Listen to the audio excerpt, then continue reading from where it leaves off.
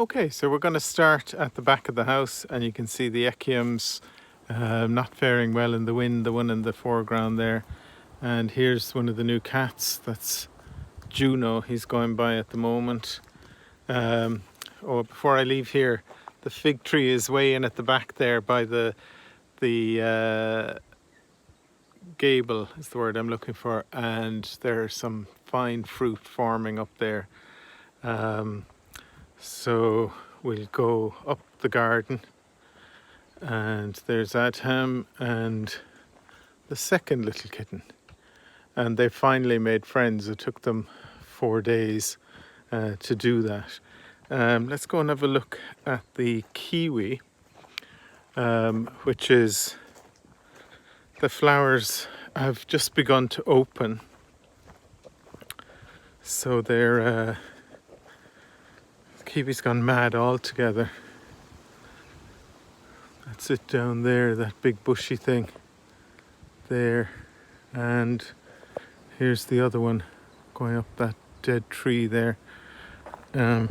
So last year we just got the one fruit, but we didn't notice that many flowers. But this year it's full of flowers, so you can see some just right there. So those are kiwi flowers, and there's another one here that hasn't opened, and then an open one there. So that's Maura's oak tree that she gave us. It was in a pot, and it was in Clonsillin, then in a pot, so it's been very stressed for a long time, but it's really taken off. I think it'll eventually knock that gate down, but sure, that won't be our problem, it'll be somebody else's problem. Here's the fruit cage that we made since I made the last video. Oh, and there's a bird stuck inside, the Egypt. The cats will be going mad for him. So that's to keep the black currants, and you can see they're ripening really well there. A big harvest this year. Hopefully, what is it, a baby robin by the looks of it. Don't know how he got in now. Oh, here, look. There's a little hole there. I'll fix that later on. Okay, we'll come up here. These are hazel trees. And if we go up these steps, you'll see the fruit beginning, or the nuts beginning to form on the hazel.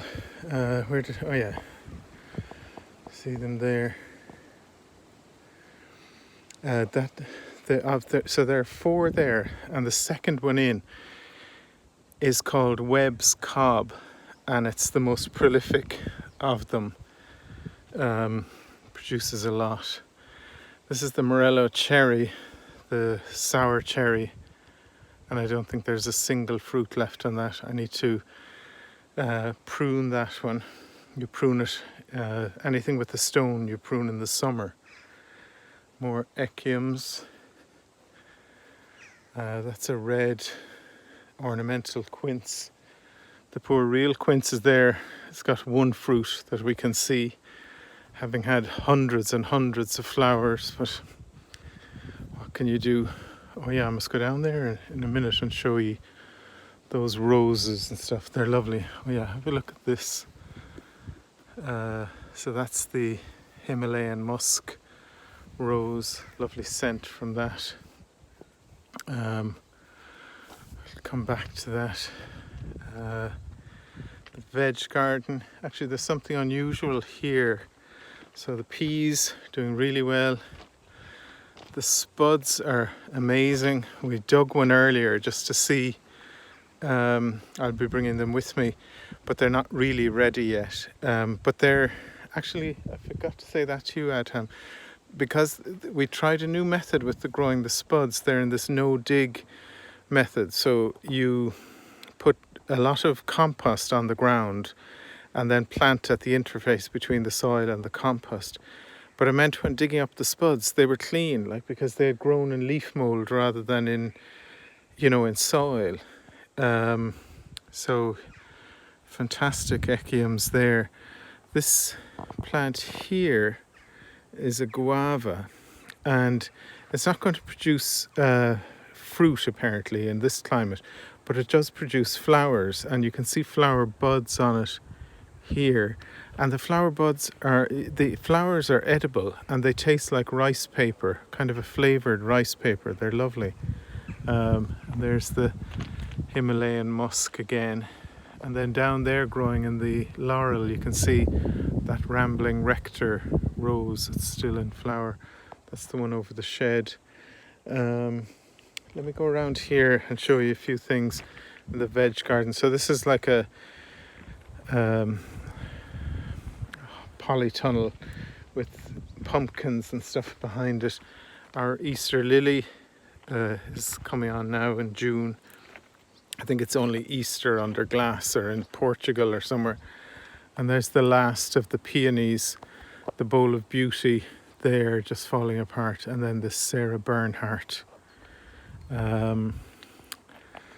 So down there we have the courgettes, which are great. The broad beans have kind of fallen over. We've had a few very bad windy nights.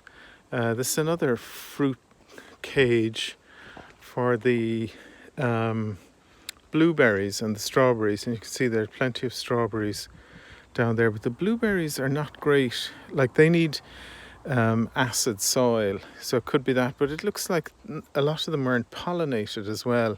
Like, yeah, this plant here is kind of not doing well at all. So we need to acidify the soil. But look at this. So that's our fox and cubs that you've seen before, and then the Sweet William that can be seen on the satellite photograph. But look at this thing here. It's called a giant scabious, and it's over 2 meters tall and producing all of these flowers that the bees really like. So it's a fantastic thing. There's the spuds, the asparagus. That's the cloche that I fixed last winter, and then you can see an unfixed one in the foreground. The Sweet William, which is just comes back each year. It's fantastic. That's one packet, what it produced. Okay, that's the lady's mantle in flower, Alchemilla mollis. It's a thug that goes everywhere, but it looks great, so can't knock it. What have we got here? Verbascums here. That's the acanthus. No sign of any flowers yet. And then the geranium through it, which is lovely. And then actually we're going to move this. So we've got 2 peonies here that have finished. And then this is a lovely Sisyrinchium called Biscatella. But it should really be popping up between things like that geranium is. So we might dig that up, divide it and stick it back there. That's a wallflower. And over here is some lovely, this is a sea holly, Eryngium. And then actually look at this miniature one down here with this vicious looking flower. It hasn't gone blue yet like the normal Eryngiums do. And then again a rambling rector rose growing up through the whitethorn and producing a lot of flowers, so that's a great thing. Okay, we'll have a look at the 2. We've deliberately left some of the lawn, well, the grass, unmown because the white clover has come up. So just for the bees, hang on before we go there, the hollyhock about to flower. That poor thing is not doing well at all. That's a Phlomis. Doesn't like the soil here. This is another Eryngium, a variegated one, so a sea holly. So they'll go blue. And then that's a Persicaria, but with a red flower, so that's a bit late. Whereas the pink Persicarias over here are already finished, as you can see. That's another acanthus. I've seen that before. That's Salvia hot lips with the red and white. It's like the Cork colours on the one flower. Oh yeah, this wasn't up at the last one. So we have that Cercis that looks like a thistle, but then just here behind it we have a thing called Bautista, which is just about to flower. It's got that kind of, you can see the flower buds there. That lovely vivid purple is the Tradescantia that I've talked about before with the yellow centre, and I can see a honeybee on that. The alliums are still going. The verbascum there at the back. Oh yeah, and this, you can see the pink Phlomis there. That's normally yellow. It's a pink version. So that's just at its best. We might bring that forward for future years. And then this is a small little allium that has pink flowers that's just about to flower here in the foreground. That thing there is called Coronaria. So we've got white ones of that. And then there's a lovely poppy here. Big blousy thing. There. Oh, and look beyond the poppy. That's a little lily. Oh, sorry, I'm getting... What's it called, Adam? Martagon lily. Martagon lily. Flowers kind of turn back on themselves. Then you saw the peonies here, they've finished. I should deadhead them, actually, all of them. And then there's a lovely rose in there called Charles de Mille. That's it there.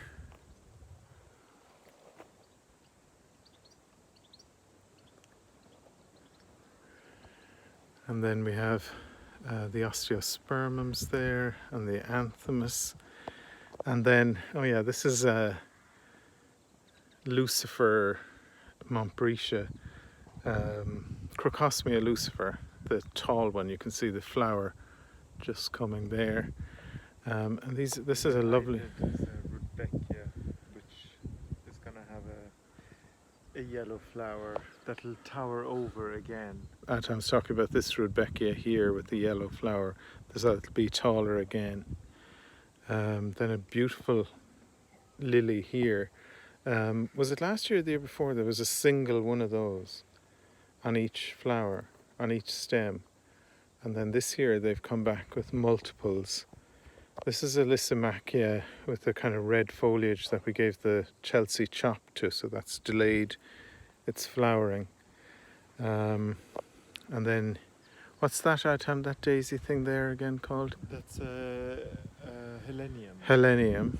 And the lovely verbascum, the mullen in the background. Huge verbascum here. That's the real. Oh yeah, wow, look at it. Here, hasn't flowered yet. And then this is a thing called, what's it called again? Coreopsis. Yeah, so it's an orange, kind of more than the yellow of the Lysimachia. And there, this is the Lysimachia where we did the experiment. So the bit on the left was left untouched and the bit on the right got the Chelsea chop. And you can see the flowers are smaller, but there should be more of them. And then it extends the kind of flowering period by cutting them down in early May. That's a lovely little allium. You saw a pink version of this over in the other bed, but you've got the yellow version here. And then this is a little evening primrose that we got in this garden centre in Wales a couple of years ago. So it's an orange version and miniature compared to, you know, if you think of the one that was down in Castle Townsend, the poor fennel there, like that thing survives. I've seen that growing in Portugal and Italy in the driest, hottest places, and here it didn't survive our little mini drought. I don't know what's going on with it. And then the euphorbia and the yarrow here behind it, the achillea. And this is a lovely little, what's it called at him again? Epimedium. Epimedium. Something like starburst or something, isn't it? No, it's amber queen. Okay. And it's got those little spiky flowers. And they flower earlier That's the than second this. flowering. Yeah. So it's the second time around. And you can see the lady's mantle is great for infill. And then some more lilies up there. But this whole area is a little bit stressed because it's got this big ash tree here behind us, and the ash tree is poaching the water from the moisture from the soil in the part of the bed that's nearer to the camera here. So a bit of a dull day, but things look well. Let's walk down here. We'll go this way. So some nice hostas there in flower with the euphorbia in between. Those are all pennyworts that are gone to seed. Actually, I think I should point with the other hand because the camera compensates when I put. Oh, here's some lilies that haven't opened yet, and a Solomon's seal. Look at that. It looks like a nest or something, but those are cyclamens, aren't they? They'll flower later in the winter. So we'll go down here, and we have those little things that are like gladiolus almost. So the border here was all daffs, and then the geraniums hopefully will fill that space later in the summer. Excuse me. So that's year hosta there, and then down there with the kitten coming up through it. Actually, that looks like it again, Adam. Is that the same hosta? Did we get 3 out of it? What? Did we get that one and that out of the same one? Because they look identical. So this area here is, well, first of all, look at the grapevine on the wall, and let me try pointing here. There are grapes on there, but like there's way too many of them to produce anything. And then the idea here was that everything here would be blue on the right side and white on the other. Hasn't quite worked that way. So that's a nice white coronaria. We saw a pink one up above, and actually lots of our neighbours have a lovely deep red one, which we must get. You can see the dahlias are beginning to appear. There's a lovely dahlia here called Twinings. That's a gorgeous rose. So the peonies have finished here in the foreground, and then behind them that's a lovely rose called Glamis Castle. And actually this is its best year so far. It's kind of hidden there. We might move that or take a cutting from it. And then in the foreground here, just loads of dianthus, little mini carnation, forming the edge of the path. On the blue side, look at these gorgeous eryngiums, the sea holly. And then the purple to the right of that is a delphinium. And then there's one, and I can hear a kitten, there's one iris still flowering there. And then we have the apples and the Katie. And then in the foreground or along the path we have catmint, and then this little thing called speedwell. Looks like a forget-me-not. You can see it here. And actually there's some lovely, before I move on from there, there's a lovely plant here, Veronica.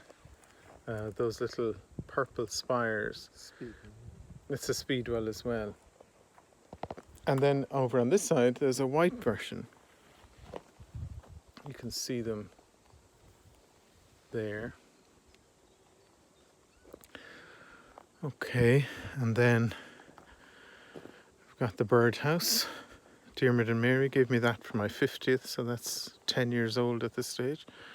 Could do with repairs. As you can see, that was one of the jobs I kind of decided I should do this summer. This is a lovely rose called Susan Williams. It's all on the white side of the garden. We're kind of, I think, thinking we've too many white things now. But that's the rose. And then there's another one over here called Kew Gardens. Very simple one. And then a white delphinium there. Are you calling me? No. And then there are phlox and gladioli there, but to be honest, it's too shaded there for them with that tree. And then that's a lovely hydrangea called Annabelle. It's not like your typical blue and pink hydrangeas. It's, again, big white head on it.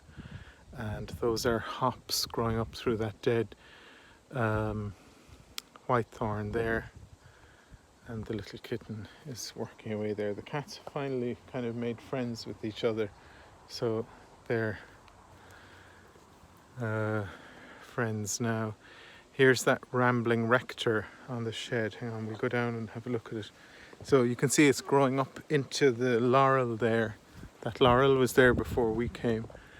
And it's gone mad altogether there on the shed. You can't really see the flowers up against the sky. But yeah, it's got, needs a bit of pruning. And then we've got our foxgloves that are native, that are going everywhere, and then a geranium just starting there. Okay, I'll stop there and then we'll go down through that gap for a second look down there.